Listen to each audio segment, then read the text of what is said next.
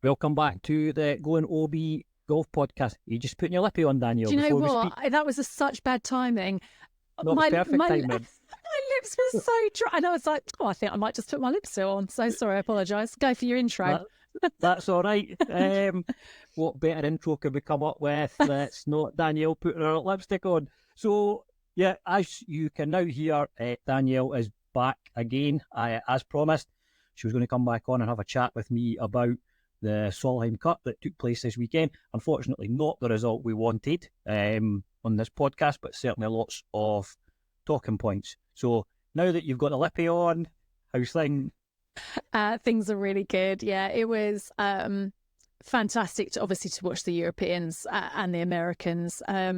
Gutting with the result. Really thought that it could have flipped on a knife edge on the Sunday afternoon and was glued to the laptop, just watching the results come in, looking at some of the highlights. And do you know what? That would have been a comeback to talk about for years if they had managed to pull that off.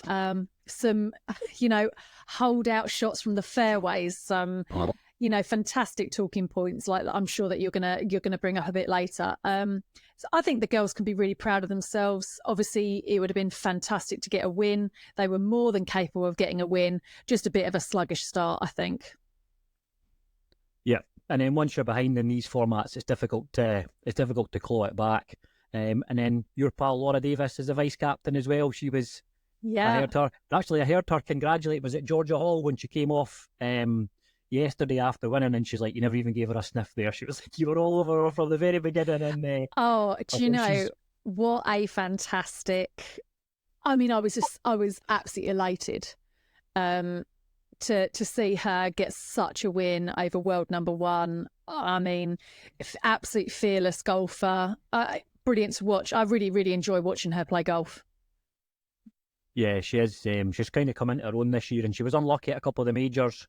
But she's always been a favourite of mine. Her golfing ability and her looks. We can't get away from the fact. Can't get away from her looks either. She's the total package, really. She absolutely I'm not a big fan of the I'm not a big fan of the smoking though. Like, she's trying to go down this. I'm a lady of the people. I'm going to pretend I'm quite cool by smoking. So I have in the past criticised her for the smoking. She's a bit of an idol for some of the young players. Yeah, and to be bringing that up, that's a really tricky one. At the end of the day, I think that look at how long she's been on tour, and what she came out this year as a smoker. She's probably suppressed that for such a long time to try and be the perfect role model, to be the perfect whoever she wants. She's been told you shouldn't do this. It's not good as a role model. But she's suppressed that for many, many years. I feel that she's just become her own person. And she's like, this is actually what I need to do to get through. Yes, she doesn't say everybody should do it. It calms you down. It gives me this advantage. But for her, I think it clearly calms her down. She's you can't take her down from the pedestal she's on at the moment just because she smokes. I think that would be really unfair. Do I think it should be glorified? Look at me, like I'm smoking. I don't think that's what she wanted. I think that's what the media has done to her.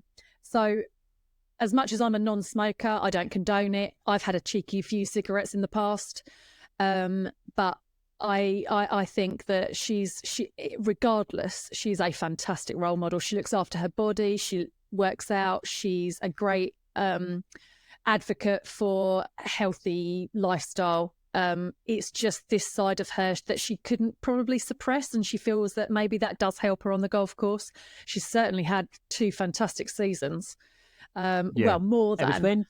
It was when she first came out with that one. It was the US Open, and she was signing autographs, and she's smoking cigarettes, and she said it was to get her off the vape. So the vapes are potentially worse for you now, because nobody knows what's in them. At least you know what you're getting with a cigarette. Yeah, absolutely. So she's obviously gone to that one. It's a strange thing. Like, you don't tend to see, with exceptions of like John Daly, right? You don't tend to see any pro golfers really smoking, but they must do. There must be tons of them that nip off for a cheeky fag somewhere. Yeah, you would have thought so. But like you say, obviously you had Jimenez with his cigars. I mean, he still does. He doesn't hide that. He never did. John Daly with his cigarettes and his Coca-Cola and things like that. I don't know. I'm like you say, I'm absolutely positive there must be more smokers on the men's tour. They're all closet smokers. Yeah. Or cloakroom smokers. Cloakroom smokers, yep. They probably all get together afterwards and they'll like, right, come on, we'll all get a bit. So, yeah, I'm sure some of them will have cigar rooms in their houses and whatever else, but it's just something you don't really see. No, you really don't. On the telly. But I don't know whether that's maybe a TV thing as well, though, because you don't tend to see a lot of smokers on telly nowadays. No. So I don't know whether they're maybe trying to keep people suppress away from that. Yeah, maybe they are but smoking on the course, but they don't televise the ones that they're smoking at that point. Maybe, I don't know. Yeah. I know. One of these things we'll probably never get to the bottom of. Yeah, absolutely.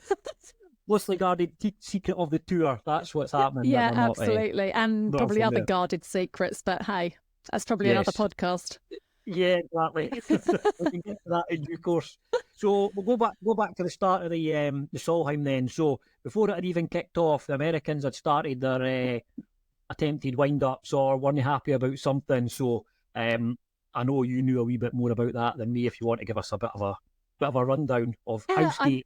Yeah, they titled it Housegate, and I think the gist of it was that on home soil, two of the members from the golf club had offered up their houses to both of the teams, and the US, being the home, on home soil, got to choose which house that they wanted first. So they got the first pick.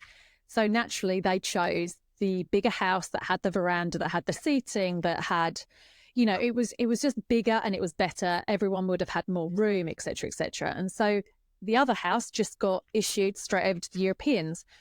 What hadn't really been looked at, I suppose, was the fact that the European house had two driving bays behind a electric, like, garage type of things, and which led straight out onto the driving range. It meant that they could be out on the driving range in their pajamas if they wanted to, because it was that close to the house. And they had deck chairs and tables. They had their music playing, and the European girls were always out on the range, like just not messing about, but practicing and, just chilling out, but on the range and in their deck chairs. And there was this big hoo-ha that was not acceptable. It's unfair for the US girls to have to walk past the house that's playing the music, to go past the Europeans, to go to the other side of the driving range to access their practice area. And they tried to bring up all these different rules that says it states clearly that you are not allowed to have outside seating and play your own music and things like that. I mean, it's really so pathetic. And yeah, they started trying to say that it's against the rules that have been put in place, that maybe that they shouldn't be allowed to use the driving mat that's part of the house. And it got really stupid. But do you know what? It wouldn't be the Solheim without some sort of like pre-match drama. So it was good to read. I gave me a good chuckle anyway. Yeah, and the irony of that is that the majority of Americans I've met are loud and brash and play loud music and whatever else anyway. So you're not telling me that they wouldn't be doing the same thing in their house. It just happens to be that it's not on the driving range. Just they'll be seen as a perceived advantage for the Europeans. Yeah. But as you said, they picked first and they didn't do their homework and picked the wrong one. So that was big is not always better. No, it's not. Yeah. Yeah. Housegate. Yeah. Done and dusted. Signed off. Signed off. So they then had the first day on the Friday, and it ended with a 6-2 lead for the Americans, which was unfortunate. Yeah. We then were 4-all on the Saturday, so it was a 10. What's that? My bad math. 10-6. Yeah. Going into Sunday. There were some really good highlights. Sky Sports had really good coverage of it, which I'm I'm glad that it was getting the media that it deserved, and it definitely served it up because there was some good shot results. There was some of these, as you said, hole-outs from the fairways. I didn't need to see the caddies taking their tops off. No, I didn't.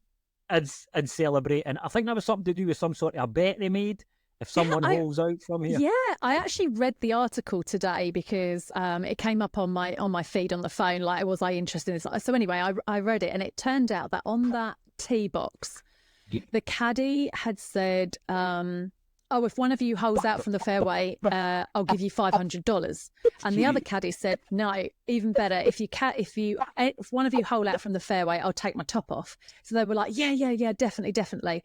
And they hold out on that fairway. And so that's why when you look back at it, there's that sort of like instant shock of like, oh my God, he's taking off he's taken off his shirt, and now he's taken off his shirt. And the girls were walking past, like, you know, down the fairway, like, oh my God, they actually did it. So do you know what? I mean, yes, okay, it's the biggest sort of platform that they can play on, and it's highly televised, and at the end of the day, the girls had a great time. I don't think it put anybody off other than just, you know, because it's not like the Europeans were just about to play their next shot or anything. They'd played. No. Is that right? Yeah, I think they'd played already. Yeah. So they were just having the walk to the green anyway. And I was trying to put myself in that sort of situation. Yes, I'd be annoyed. Of course I would. I'd probably be more annoyed that they hold the blimmin' shot rather than the guy taking his top off. So, it was a bit like in the Ryder Cup last year, and they had the whole Joey LaCava thing with Patrick Cantley with his hat, and Rory's trying to make a putt, and LaCava gets too close to him, and then so that one is directly affecting play and the spirit of the game. Yeah, that's right. This is just a couple of guys running about with their tops off. I mean, with the bodies that they had, if they're brave enough to take their tops off, good luck. Good luck to them. Absolutely. Yeah, absolutely. Yep. I mean, do you know, I mean, I know Pedersen got a bit of a backlash for saying, oh, well, you know, like sex sells, like, so what? It doesn't matter. Like she got a bit of backlash for that. But, you know, that's that is why everyone loves Suzanne Pedersen, because she is just so down to earth, and she's one of the players, she's one of the greats, and she can take the rough with the smooth. And she completely knew that doesn't affect the girls in the slightest. It's just one of those things. And it shows that we're human and we can have a good laugh and we're not all robots, and, you know, real stuff happens, and et cetera, et cetera. I think she handled it really well, personally. I think they wanted her to be annoyed. Yeah, and it just backfired on them. Yeah, just didn't happen. Yeah, well, one person that appears not to like Suzanne Pedersen is Maguire, Leona Maguire. She got benched for three out of the 5 games, and then she wins her point on Sunday, and then comes out with a Instagram and Twitter tweet that's form is temporary, class is permanent, and then a picture of her with winning margin. So she's been a bit of a machine for the Europeans in the last couple of Solheim Cups.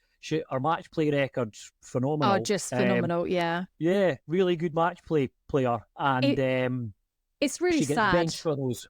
Yeah. She gets benched for those early matches. Yeah.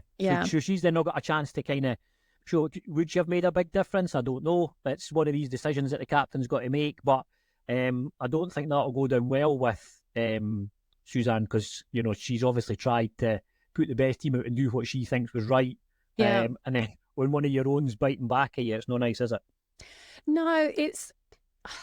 I mean, I hate saying it's a tricky one. I would not like to be captain of a team where you've got such great strength and depth. You've obviously got some new Solheim rookies who actually performed really, really well. They were fantastic additions to a very young, exciting Solheim Cup team. But Leona Maguire, she's phenomenal in this type of golf, you know, match play. It's what us Europeans really grew up on. you played so much match play as a as an amateur. And that's generally why we do so well match play. I feel gutted because there's only only X amount of Solheim Cups you're going to get a chance to play. If she was good enough to be picked, she should have been on merit alone. I feel bad because Suzanne's obviously done exactly what she feels like was the right thing and the right team to go out. And she'll stand by her choice, which she should, because she's the captain and she makes the decisions, and what she says goes. But as a player, you can't help but just feel really sick that you've performed excellently in every Solheim Cup, and just because at the moment the Solheim Cup comes in, your form's not as good as it could be, you're dropped. And that's sad for her. That is sad for her. Should she have had a dig? Anything goes these days, isn't it? You know, you speak your mind and you wear your heart on your sleeve, maybe. And Suzanne Pettersson would probably, take that on the chin, and they'll have a discussion about it, and it'll be one of those things. But she did what she thought was right. Both of them did, and she backs herself. Yeah. So, like, that just shows, the kind of makeup of her, that she's like, you should have picked me because of what I've done for you. So, I'm all for people being backing up their ability and what they're doing from there.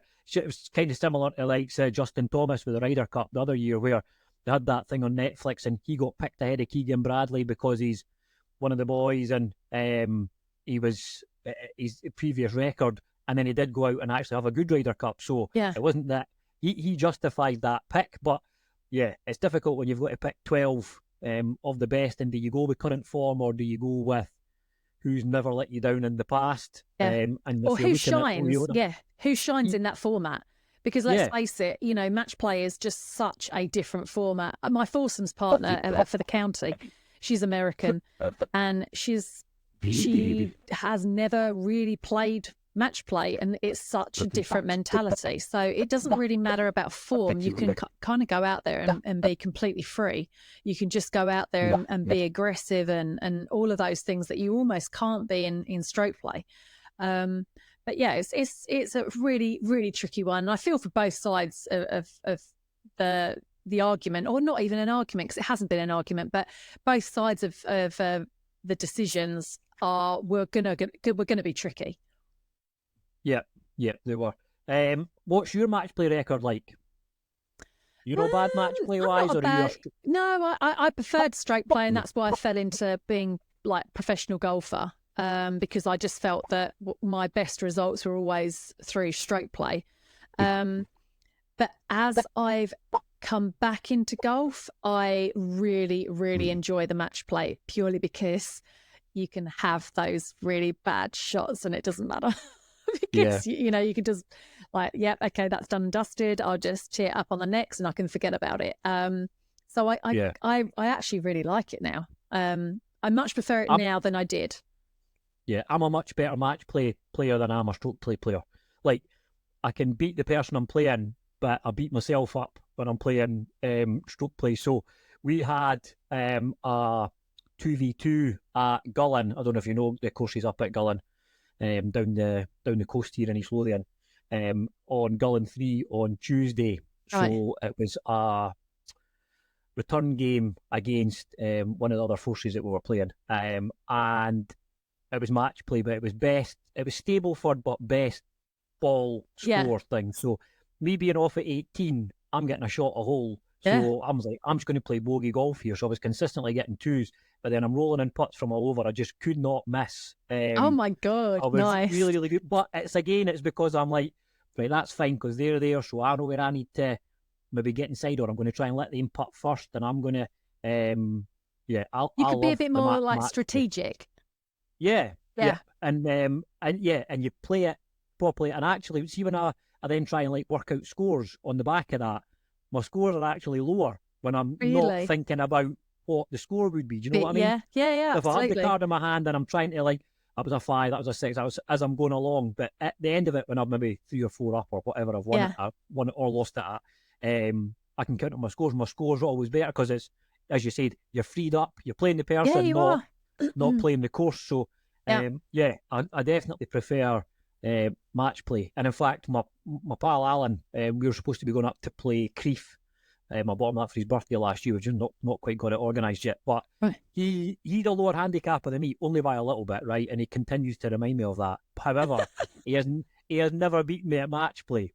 I tuck him away all the time. Really? And we played straight games and everything as well, and I still beat him. He's Oh just my got this God.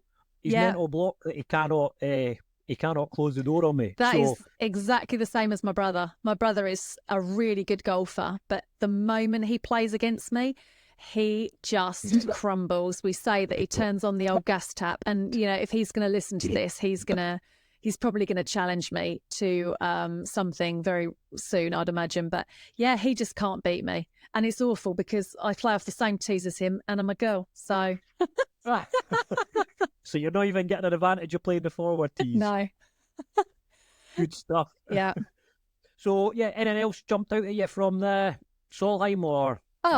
Well, I don't know about you, but I absolutely loved their outfits. I know that's a really girly thing to say, but... Oh, did you? See, I didn't. I thought the bucket hats looked ridiculous. Oh, yeah, don't get me wrong, but don't forget, that's a player choice, isn't it? So there was only a couple of the Swedes that wanted the bucket hat. So in terms of uniform, it would be white this and that shirt.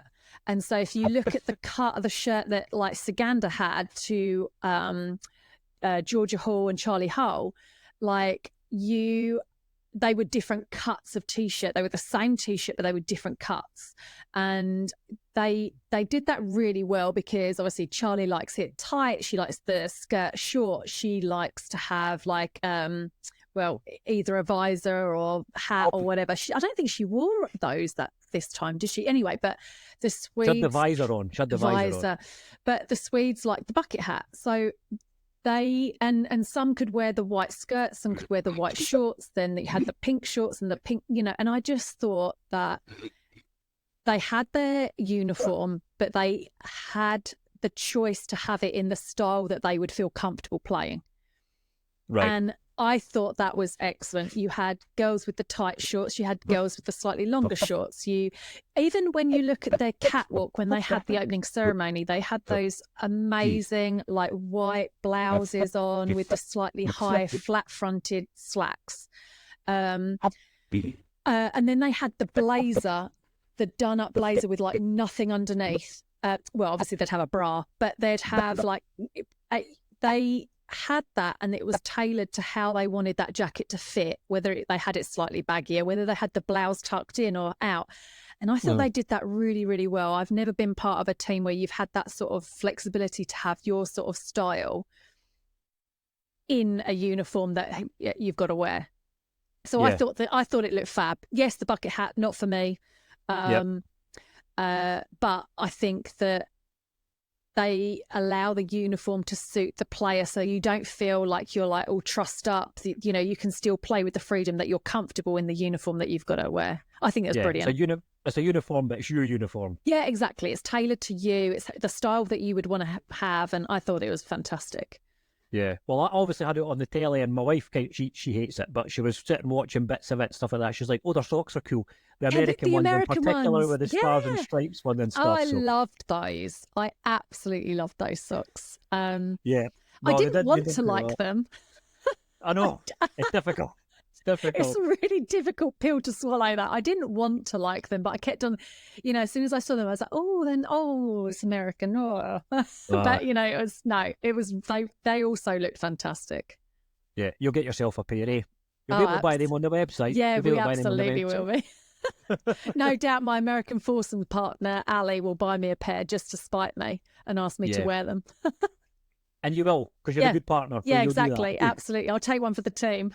Good, well done. So, the only other kind of major news golf-wise was Rory McIlroy lost again. Yeah, saw that. He is an absolute freefall, in my opinion. The boy cannot buy a win for love nor money unless it's given to him. A Diddy Field or somewhere he's played before or whatever else. I think it's more off-course issues that he's got that's now leaking into his game. I mean, they had well documented, the divorce, and then they weren't divorced, and then something else, and he's just here, there, and everywhere. But somebody definitely needs to get a grip of Rory and just, I maybe actually needs time off. Like, he's still committed to playing another 2 or 3 events this year. Whereas the likes of Scheffler and all that, they've all shut down for the season. That'll be name again until March, or maybe that wraparound thing that they have at the beginning of the year. Yeah. I think Rory maybe needs to take some time away, and maybe even if he takes some time away and doesn't swing a club, get yourself out of the bubble, and then absolutely maybe make a comeback from there. But it is really disappointing, because I am a Rory guy, or I was a Rory guy, but he's just seems to have lost his way. Yeah, things that he would have been burying a year ago or a year and a half ago, he's just not making them. And he was coming, he burst onto the scene, and he won all these majors dead quick, and it's like, this is the new Tiger, and he's our Tiger because he's European, and then he just falls by the wayside, and he's just going to be another kind of good pro, but not an elite legend, I don't think. Yeah, I think that you've just said it. Yeah, he's not going to tick the box of being an elite legend. I mean, he's an exceptional professional, but he's going to slip off that pedestal if he's not able to close out some of these deals, because he's right there and he's got the game. Obviously, everyone knows it, and we've seen it like for years and years. But I think now that his personal life has massively impacted his mental ability to, I don't know, maybe trust himself. At the end of the day, everyone likes to be loved and liked and everything. And I think sometimes when you have your personal life come into media and you start getting, the Mr. McJudge look at you, feel like you're just in the spotlight the whole time, and everything that you might joke about or everything that people will just judge you with every corner and every step you make once they feel like they know you because they've read something in the media. And that must be really difficult, to think that people might hate you because of, I don't know, how you've treated your wife, or, how you are as a father, or, how you spoke to a player. It must be really, really tricky. I say tricky so often, that's something I really need to work on. But, to be judged and in the spotlight like he is, and have people like us that genuinely, we'd love to see him thrive. We'd love to see him win majors, because he is one of ours. He's, not just European, but he's right, GBNI, isn't he? He's about 40 minutes on a plane away to his home course. So he's one of us. So we'd love to see him thrive, but there's lots of people that like seeing people's downfall, unfortunately, and that sometimes is a really hard pill to swallow when you're in the limelight.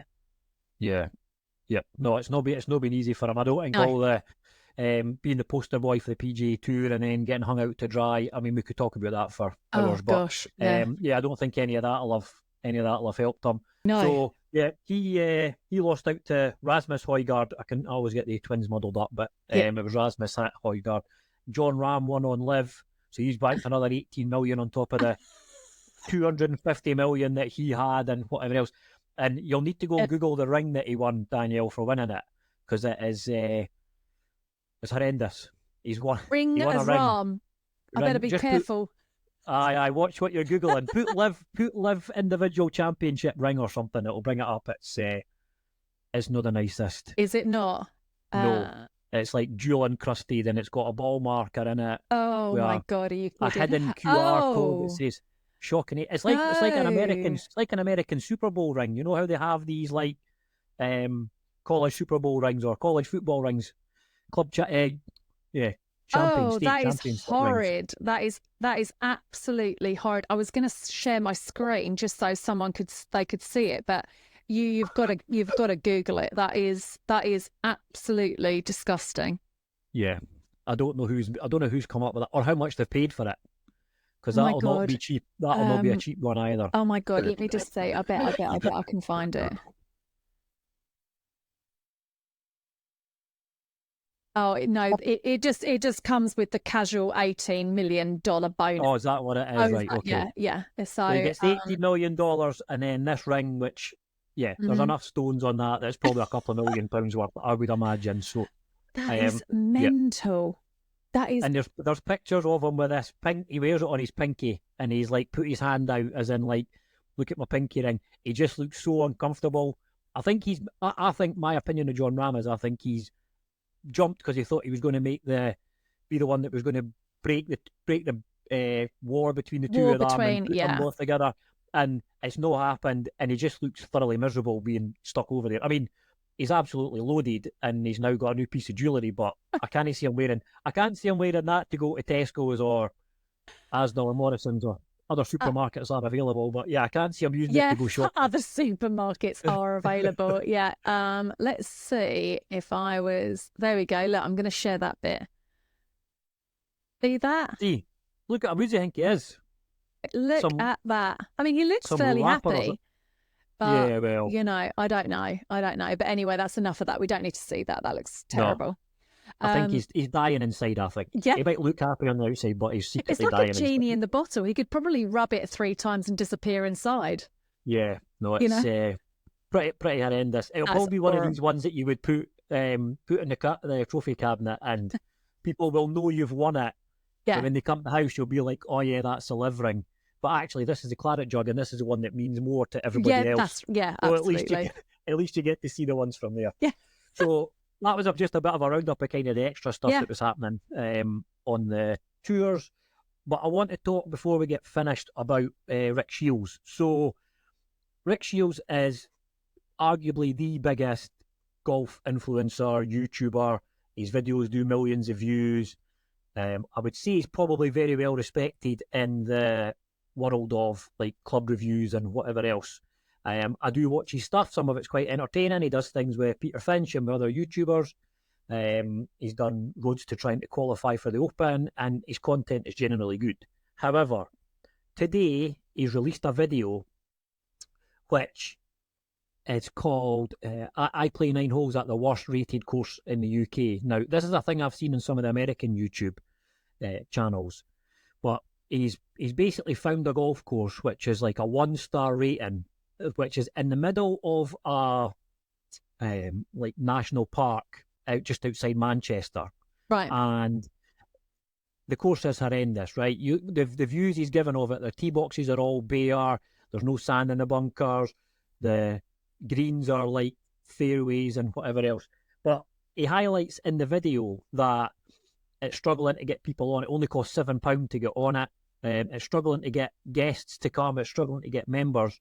Now, as I said, he's very well respected in that space, and he's basically slaughtered that club. They've said to him, we're struggling to get people to come and play here because the condition's so poor. If they could get more people to come to the course, they would then be able to reinvest that into the course and make the golf course better. But he's effectively done their legs, I think, by going on and slagging the course off. Because I know you've not watched it, and you have to get a look at it, and we can chat about it again in the future, because yeah, he does try to give a balanced kind of, well, at least it's making it accessible for everybody, but then the state of the greens are crap. And at least it's not as expensive and what have you, but the greens are still crap. So, yeah, Yeah, it had a couple of positives, but they were like negative positives, if you know what I mean. right. Okay. Yeah. Every positive that he tried to put out on his video, he kind of like snatched it back with, but it's rubbish. You're basically going to hate it, and you can't stand on a tee box correctly because it's wonky, or the tee box doesn't like point down the fairway. I mean, every place needs these type of courses. One, you're going to get kids that are able to go out on their trainers and their like tracksuit bottoms and actually play and get to know whether they want to join a course like this. And to have a platform. I mean, I don't know the guy, which is terrible because obviously I was ex pro golfer and things like that. But I generally don't watch people make content about golf, etc., etc. But I will take a look at his at his video. I just feel that's really sad if you're that well renowned, and you have that sort of platform and that sort of leverage. he could have done so much good for many other courses that have got like 1 or 1.5 star ratings, because you could basically highlight the importance that they, of the role that they take in beginners starting golf, rather than. It does kind of touch on that, but it's to me it was more a negative piece. I thought, and then like he started the course and he's like, right, I'm playing this 9-hole course. It's rated the worst one in the UK. So I'm not even going to take my real clubs. I'm going to take a set of McGregor ones that I bought from Sports Direct that cost me X amount of money. Right. So even within that, again, that's still a bit of a dig. That's a bit like that's the clientele. I don't need to use my what is it called? The QI10 thing that he's got, and I'm not even going to take my Scotty camera, and I'm just going to take this wee Diddy set. And then at the end of it, he donated a couple of sets to the pro so that he could rent them out. Right. I just think it was a bit of a patronising prick. If I'm going to be perfectly honest with you, it goes straight to the jugular with I found his video very patronising, which is really disappointing because he is good at what he does. Yeah. Like his reviews and stuff are spot on. Some of his other content is really, really good. And as I said, because he's a number one YouTuber, he's a number one podcast most weeks, people will listen to him. So I think he's probably done it more harm than good this course, when he could have been so much more positive about it and maybe highlighted this is why it's in this stage, so you need to support a bit more.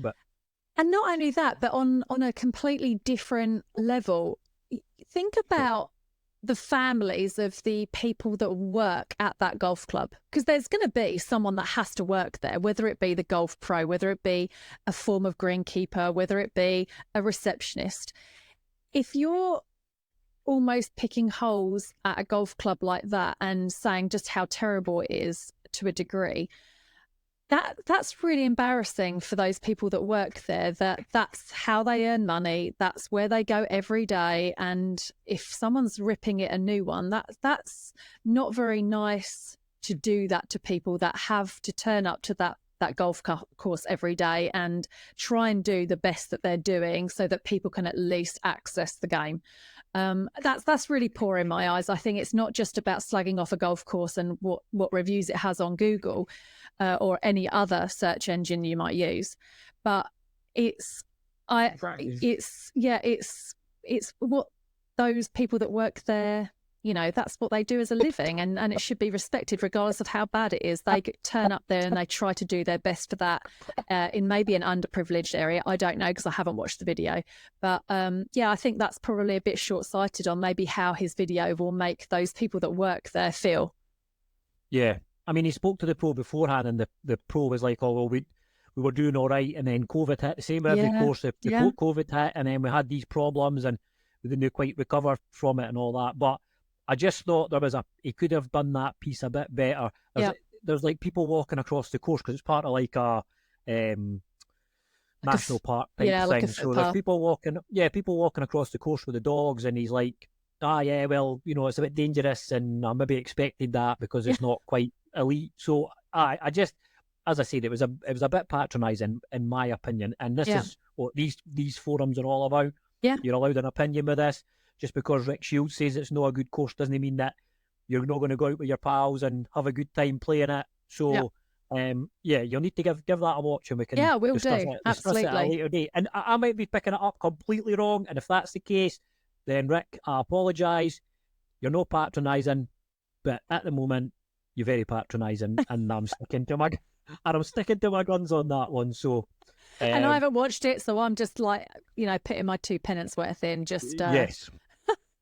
But I will watch it. Yeah, you're just backing me up at the moment until we decide to go full on into Rick, and then we'll take them from there. Perfect. Yeah. So that's it. I think that's it for this week. It was good to get you back on again. We'll chat again off air and see what the plans are moving forward. You got any golf booked in this week, or are you just work? I'm just work at the moment. I am seeing my golf buddies on Saturday evening. So hopefully we'll get some games booked in there. I'm hoping to get a game booked in at Chart Hills as well over the next couple of weeks, so I can let you know, because they've done a huge amount of work on that golf course and it looks like it's in fabulous condition. So I can let you know what that looks like as well. Perfect. And yeah, anybody that wants to come on and have a chat with us, you're more than welcome. So as we've highlighted before, I'd quite like to get a chat with some greenkeepers and things. I think it'd be interesting to see how their daily business goes, and maybe what the I may challenges be able they're to sort that out. facing. Yeah. So if you can try and reach into your wee black book and see who you can come up with, that would be that would be that would be good. I don't know if I've got one of those black books anymore. Have you not? There'll always be one somewhere. Yeah. Anyway, Okay. Danielle, it was good to speak to you again. All right. So Yeah, take thank care, you for and having me. we'll speak again soon. All right. Okay. Thanks a lot. Thanks for having me. Cheers.